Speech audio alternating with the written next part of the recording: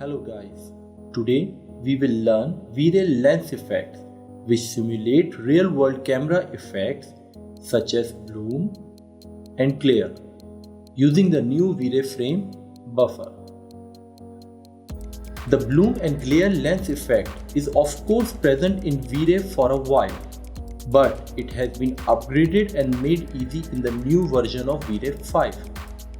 If you are using the previous versions of V-Ray like V-Ray Next or V-Ray 3, I will strongly recommend to upgrade to V-Ray 5 as it has a lot more features that you will love. So without any further ado, let's get started.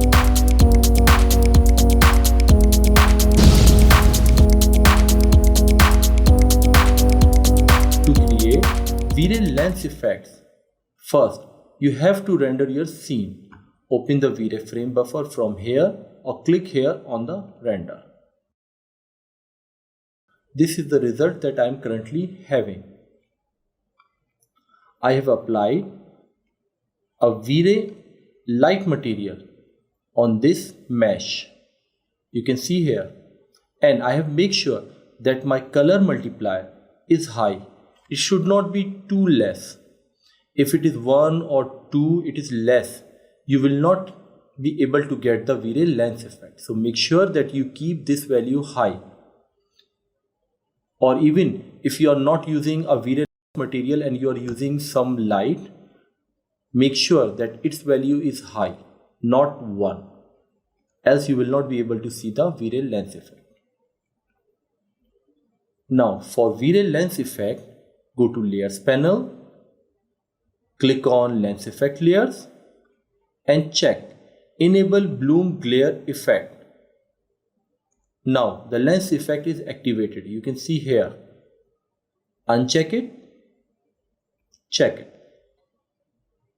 Intensity simply increases or decreases the brightness of the bloom glare effect. If you drag this value, it will stop at a maximum value of 10. But if you want to increase your intensity more, you can increase it at a maximum value of 100, but you have to type them like 30, 50, 100, but you cannot go more than 100. Size simply defines the size of the bloom and glare effect. If I'm going to increase it, you can see my bloom and glare effect is increasing. Bloom. This is important. Bloom controls the blend between bloom and glare effect. What do I mean by this? A value of 1 will produce a fully bloom effect that is soft and blurry. A value of 0 will produce a full glare effect that is spikes. Values in between 0 and 1 blend the two effects proportionally. If I make it 0.5, it means it is half bloom and half glare. Next, if you look closely, V-Ray lens effect is making bloom and glare effect at these places too, which is definitely what we don't want. To solve this, we will use the threshold parameter. Threshold. Its value tells V-Ray which pixel to consider as lens effect source. Example. Currently every pixel in this image whose value is either 1 or greater than 1 is considered as a light source, and V-Ray lens effect is making it bloom and glare.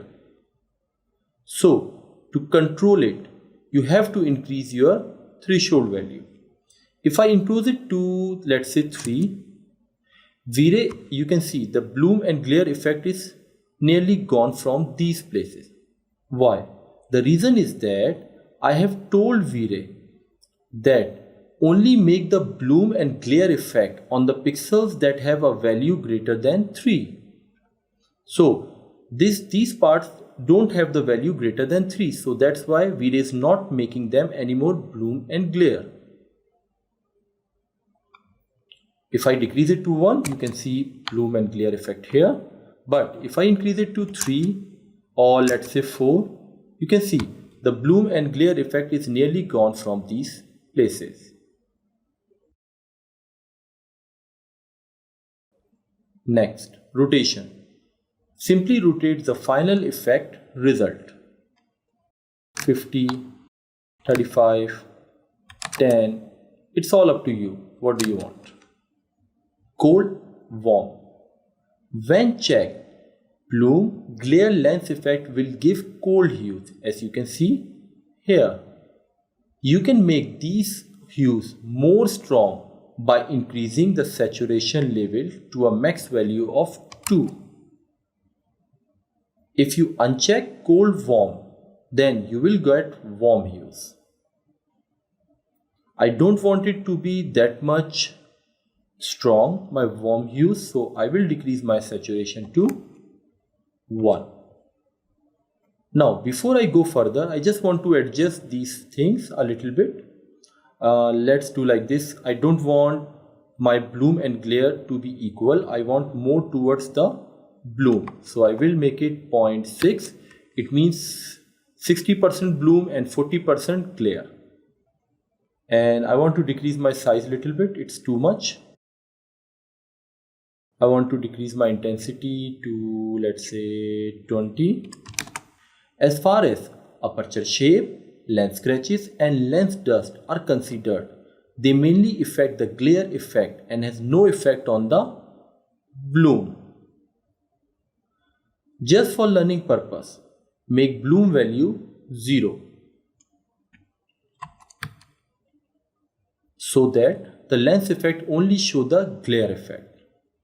Now open aperture shapes. You can increase or decrease your sides.